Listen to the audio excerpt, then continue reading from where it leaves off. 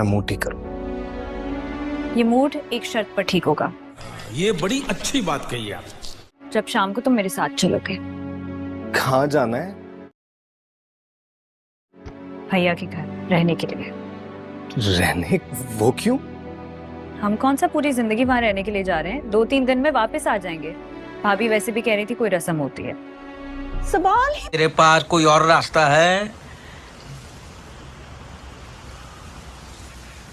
पैदा नहीं होता। मैंने आपको साफ साफ बता दिया है, हमारे घर में ऐसा कोई रिवाज नहीं है कि मर्द जाके ससुराल में अगले दिन ही बिस्तर डाल के बैठ जाए। बहू को छोड़ जाएगा मगर मुराद नहीं ठहर सकता।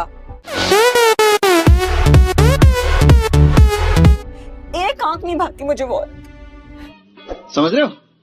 समझ रहे हो? समझ रहे हो ना? लेकिन नहीं, अब तो उसी के साथ जाके रहेंगे। कितनी गलत सोच है तुम्हारी। गलत है ना फैसल, लेकिन यही हकीकत है। तुम्हें क्या हो गया है? उस ऑफिस में मैं अकेला तो नहीं हूं ना, और भी तो लोग होंगे ना। और तुम तो पढ़ी लिखी हो, कम से कम खुले दिमाग का मुजाहरा कर सकती हो तुम। बीवी पढ़ी लिखी हो या जाहिल, उसकी छठी हिस्स कभी गलत नहीं होती। क्या कर रहे हैं यार तू? तो मजाक है क्या? अच्छा नहीं लगता ससुराल में जाकर रहना। मर्द की शान में कमी आती है। और तुम्हें अच्छा लगेगा कि तुम्हारे शौहर की इज्जत में कमी है? बताओ। ठीक है, तो तुम रहो यहाँ पर अपनी सो कॉल्ड इज्जत के साथ। मैं जा रही हूँ। नहीं। बाय। ये तो नींद भी तो नहीं आती ना अपने कमरे के बगैर। अपने बिस्तर और अपने तकिए के बगैर मैं अनकंफर्टेबल फील करता हूँ नई जगह पर। बस यही वजह और कुछ नहीं है। तुम अपने कमरे, अपने बिस्तर, अपने तकिए के बगैर नहीं रह। अस्सलाम वालेकुम व्यूअर्स, उम्मीद करें आप सब खैरियत से होंगे। जैसे कि ड्रामा सीरियल मन्नत मुराद में पिछले एपिसोड्स में दिखाया गया है कि उनकी शादी तो हो गई, लेकिन उनकी शादी में बहुत सारे मसले मसाइल भी पैदा हुए हैं। मुराद की माँ अपने बेटे को अपनी बहू के रूम में जाने तक नहीं देती, वो उसे अपने पास बिठाती और पूरी रात अपनी टांगे दबाती और सुबह वो उसे अपने रूम में पाके बहुत ज्यादा खुश होती है। और जब मन्नत सुबह उठती है तो मुराद को अपने रूम में नहीं पाती है, तो उसकी बहन से पूछती है कि मुराद कहाँ है, लेकिन वो कहती कि भाई तो पुलिस स्टेशन चले गए। मन्नत की ये बात बहुत ज्यादा बुरी लगती है, वो रोने लगती है। कहती कि यार मुराद मेरे साथ ऐसे कैसे कर सकते हैं, वो भी शादी के पहले दिन।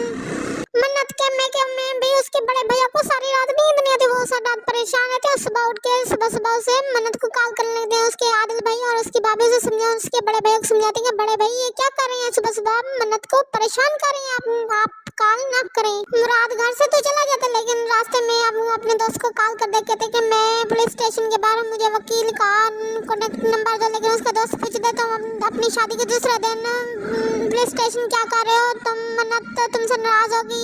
आगे से मुराद कहते कि मुझे तो अपनी शादी का वलीमा भी होते हुए नजर नहीं आता, तो उसका दोस्त कहते पहले तुम अपनी शादी तो चला लो, उसके बाद वलीमा भी कर लेना। मन्नत मुराद से बहुत ज्यादा नाराज होकर अपने मेके जाने की तैयारी कर लेती। जब उसका साथ भाई और उसके बड़े भैया आते नाश्ता लेके, तो वो अपना बैग पैक कर चुकी होती है, वो उनके साथ जाने के लिए तैयार हो चुकी, लेकिन वो अपने बड़े भैया को देख के थोड़ी सी रोना शुरू हो जाती है। उसके बड़े भैया कहते क्या हुआ, लेकिन वो कहते हैं मुझे आप लोगों की बहुत ज्यादा याद आई होती है, लेकिन ये नहीं बताती कि मेरे ससुराल ने मेरे साथ क्या किया। वो अपना बैग लेकर नीचे आ ही रही होती है अपने बड़े भैया के साथ, तो नीचे मुराद आया हुआ था, वो उसने अपने बाजू पे बेल्ट चढ़ाया होता है। वो कहते हैं मेरा एक्सीडेंट हुआ।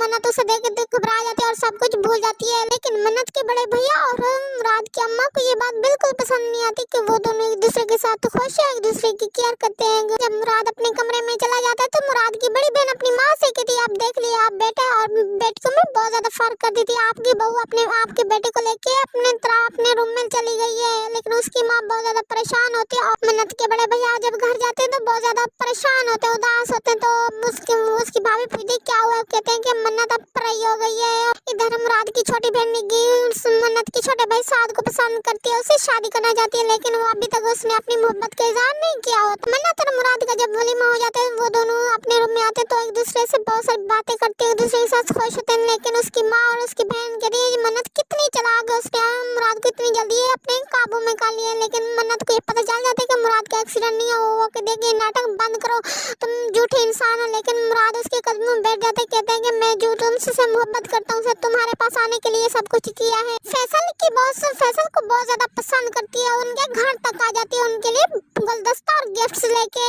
लेकिन ये बात तो नुसरत को बिल्कुल पसंद नहीं आती। वो कहती तुम्हारी बॉस हमारे घर में क्या करने, लेकिन फैसल कहते कि वो मेरी बॉस अगर आ गई तो इसमें कौन सी बड़ी बात है। आने वाली एपिसोड पे फैसल और नुसरत के इसी बात पे झगड़ा होता है अपनी बॉस की वजह से, लेकिन वो अपनी बॉस की सह लेते, लेकिन नुसरत को ये बात बिल्कुल पसंद नहीं आती।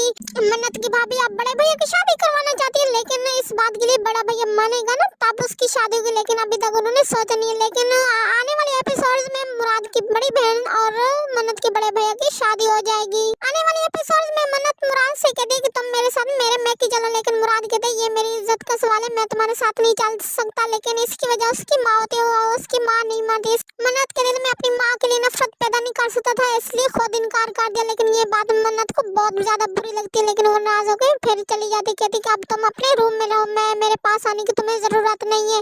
लेकिन ये ड्रामा बहुत ज्यादा इंटरेस्टिंग होने वाला है। मन्नत और मुराद बहुत ज्यादा इंटरेस्टिंग स्टोरी है, इसे देख के हमें तो बहुत ज्यादा अच्छा लगा। आप लोगों को उम्मीद करते हो आप लोगों को भी बहुत ज्यादा पसंद आया होगा। मेरे चैनल को सब्सक्राइब करना ना भूलेगा। अल्लाह हाफिज।